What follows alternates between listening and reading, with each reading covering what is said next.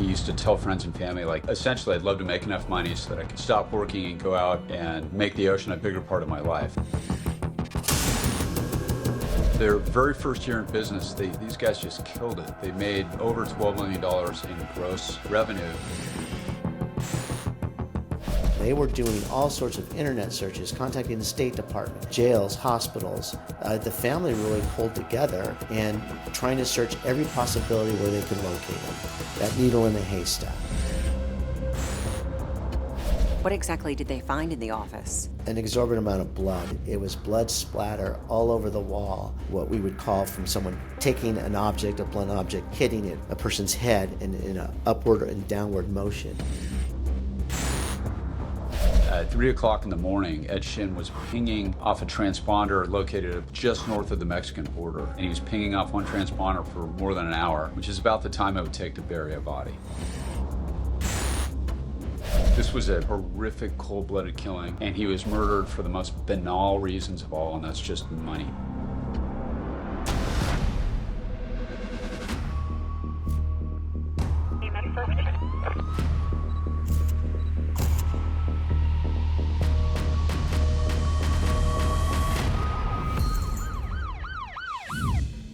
Hi, I'm Nancy O'Dell. Today's Crime Exposé takes us to Laguna Beach, California, when a wealthy entrepreneur went missing after embarking on a trip around the world. His family desperately tried to search for him. What investigators ended up uncovering was something that no one in their wildest dreams could have ever imagined. It was early June when 33-year-old entrepreneur Chris Smith emailed his family to tell them that he was leaving everything behind to go on a trip of a lifetime, sailing a yacht around the world. And the family started getting emails essentially from Chris saying, you know, I'm actually going to do it.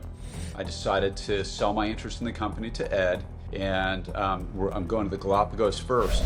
While the trip seemed sudden and completely spontaneous, Chris's family wasn't overly surprised. It was not uncommon to the family, maybe somewhat characteristic of Chris, just being a free, easygoing person, just get up and take off and enjoy and embrace the world. Chris had wanted to be a professional wakeboarder, but an injury sidelined those dreams. He was forced to enter the corporate world, but always said he hated the idea of working instead of living. He used to tell friends and family, like, you know, essentially, I'd love to make enough money so that I could just stop working and go out and, you know, make the ocean a bigger part of my life. Chris had worked hard to make his dream a reality. He made millions after starting a company with a man named Ed Shin. These guys were both young, they're both handsome. Chris was very creative. Ed was more on the business side of things, and they figured they were going to start their own company. They named the company 800 Exchange, and it immediately took off. So just how successful was the company? Their very first year in business, these guys just killed it. They made over $12 million in gross revenue for that year. It seemed as if Chris was finally able to follow through on his plan to live the life he always wanted. He even had a travel companion, a former Playboy model who he met in Vegas named Tiffany Taylor. Over the next few months, he sent emails about their travels together. He was in South Africa for a time and then India. At first, it all sounded exciting and happy, but then the tone of Chris's emails began to take a dark turn. He said Tiffany left him and he was all alone. He clearly was sounding in the emails very, very depressed. And he even said things like, I've contemplated doing the worst thing, but I worked my way through that, and things like that. So this is becoming increasingly distressing to his family, and this is going on for months. Chris's parents begged him to call, but he said he had thrown away his phone because he wanted to stay off the grid while on vacation. His dad became suspicious. So is it true that at one point during the email exchanges, Chris's dad actually started asking questions about Chris's childhood to prove that it was him? Yeah, so the dad began asking some questions about, he said, what lake did we grow up on and what kind of boat did we have? And the response was basically, relax, Dad, we grew up on Kelly Lake. The reply made Chris's dad feel better that he was indeed communicating with his son. But as the weeks and months ticked on, Chris refused to come home. and his planned activities began to sound more and more dangerous.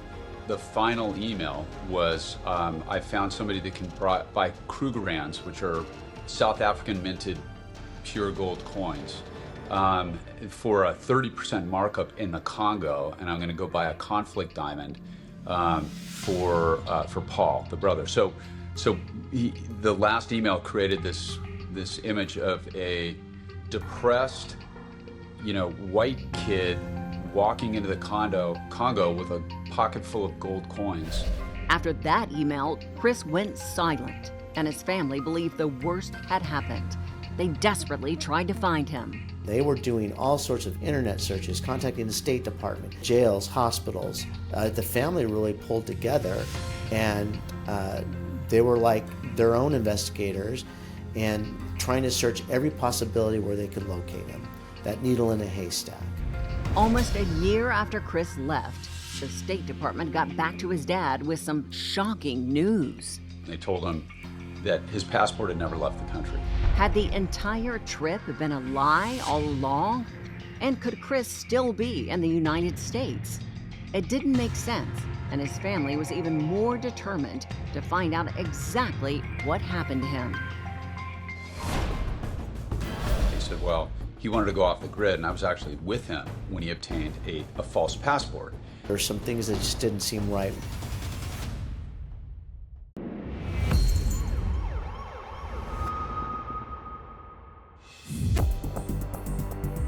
Chris Smith's dad traveled from his home in Oregon to Laguna Beach, California, to try and get answers about where his son could possibly be.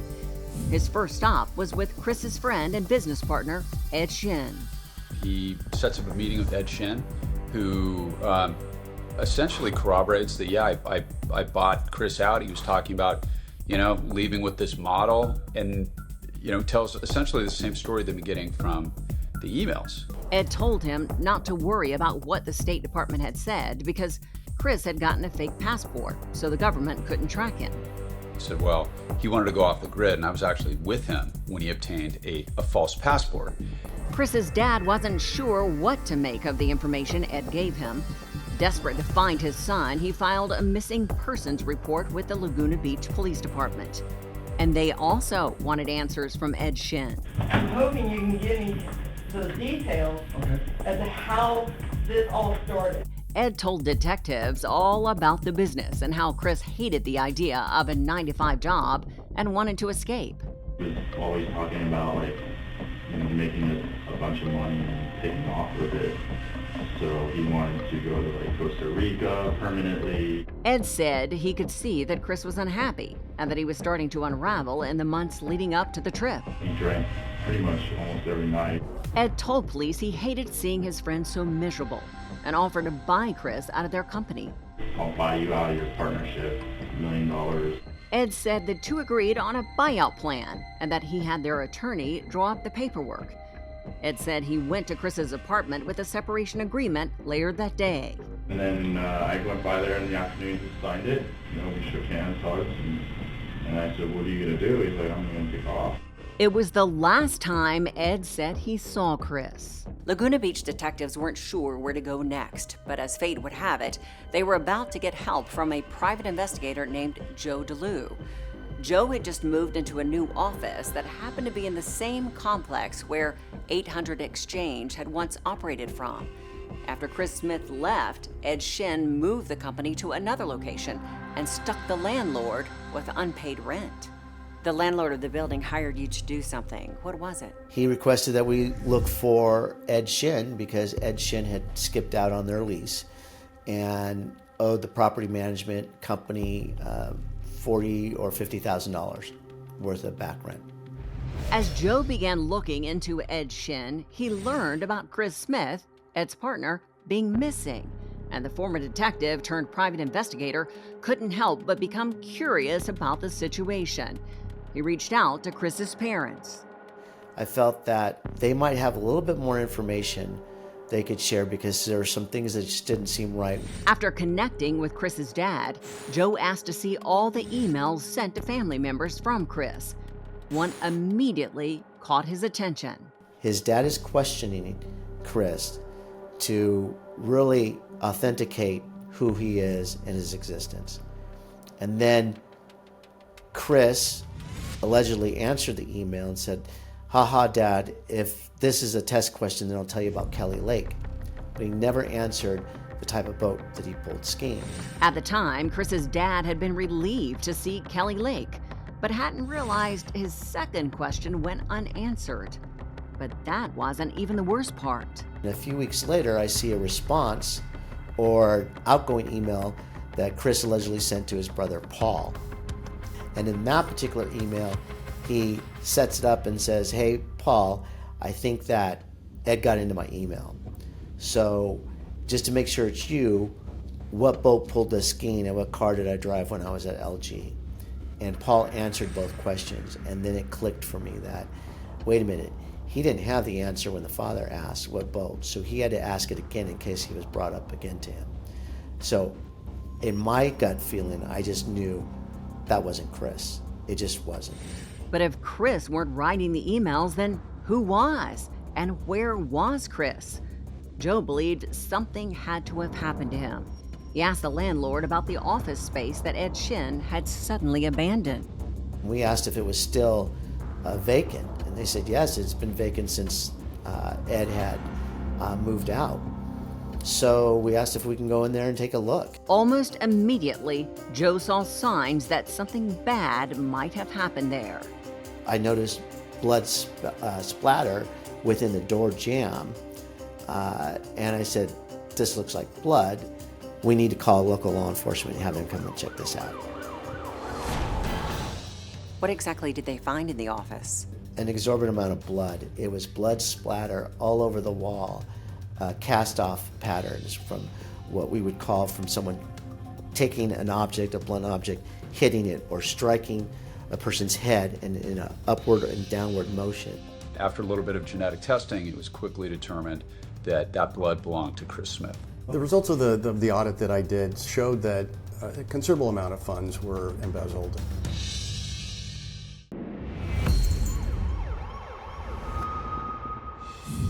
After private investigator Joe DeLue had discovered signs of blood in the old 800 Exchange offices, the Orange County Sheriff's Crime Lab was brought in for a more thorough look. What exactly did they find in the office? An exorbitant amount of blood. It was blood splatter all over the wall, cast-off patterns from what we would call from someone taking an object, a blunt object, hitting it or striking a person's head in an upward and downward motion.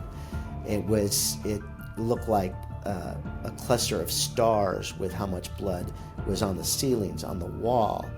There was also a large amount of blood that had seeped through the carpet and stained the concrete. After a little bit of genetic testing, it was quickly determined that that blood belonged to Chris Smith. Chris's blood was all over the place, and even though there was no body, detectives knew they were now investigating a homicide. They turned their attention back to Ed Shin. On the surface, he was an all-American guy, married with kids and a faithful churchgoer. But he also had a dark side.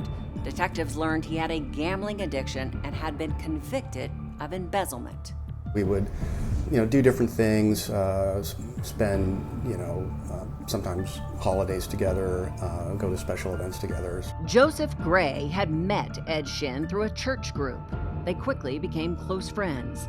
When Ed came to him and said he was in financial trouble, Joseph was happy to help. He loaned him money and even gave him a job. I ultimately decided to give him a lifeline and offer him a position at a new company that I was starting at the time as an offshoot of an existing company.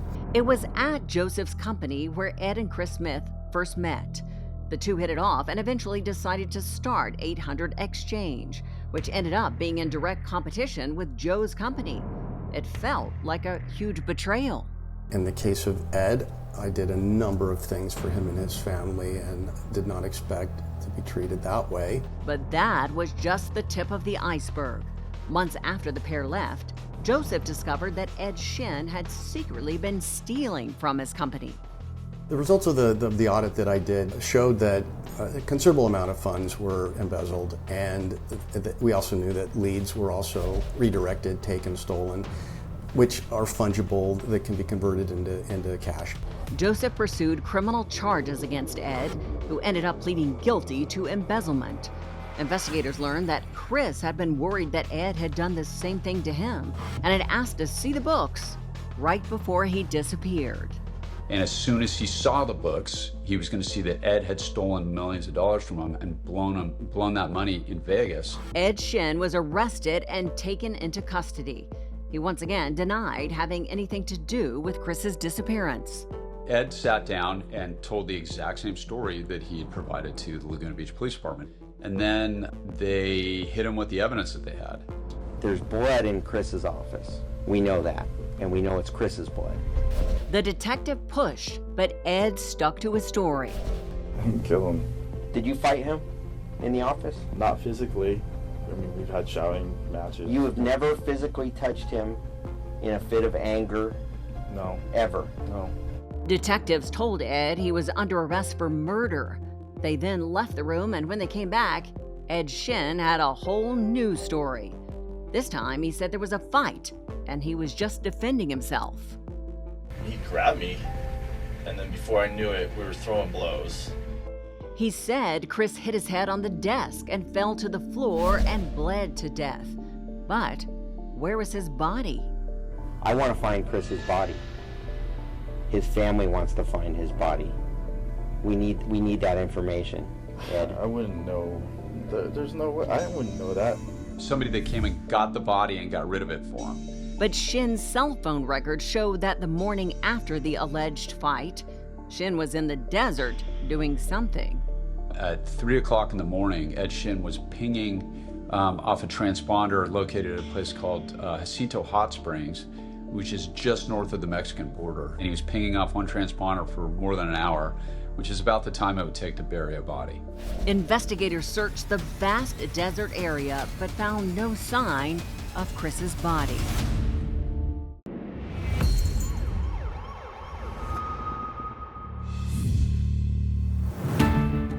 Seven years after he was arrested for the murder of Chris Smith, Ed Shin finally stood trial. Prosecutor Matt Murphy knew it wasn't going to be a slam dunk.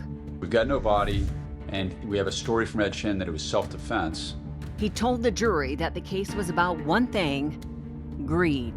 This was a horrific, cold-blooded killing, and this is a young man with his entire life ahead of him who had a beautiful fiance and a family who loved him, and he was murdered for the most banal reasons of all, and that's just money. Murphy believed Ed Shin's self-defense story was nothing but fantasy. There was not a single drop of Ed Shin's blood, nor did anybody see a single injury on Ed Shin. Ed Shin was not in a fight with Chris Smith. Ed Shin ambushed and murdered Chris Smith for the purpose of financial gain. The jury agreed and found him guilty of first-degree murder. Shin was sentenced to life in prison without the possibility of parole. Chris Smith's body has never been found. And now, it's time for today's Safety Spotlight. Starting a business can be exciting and lucrative, but it's not without risk. To maximize your financial safety, avoid getting into business with anyone that you don't know well, and do your due diligence by screening any potential business partners. Run a background check, a credit check, and look out for any red flags, of course, any criminal history, poor credit, or outstanding debts. Check work references and be wary of partnering with anyone with a history of gambling or substance addiction, as this may not only put your money at risk, but your physical safety as well. I'm Nancy O'Dell. For all of us here at Crime Exposé, please join us next time and stay safe.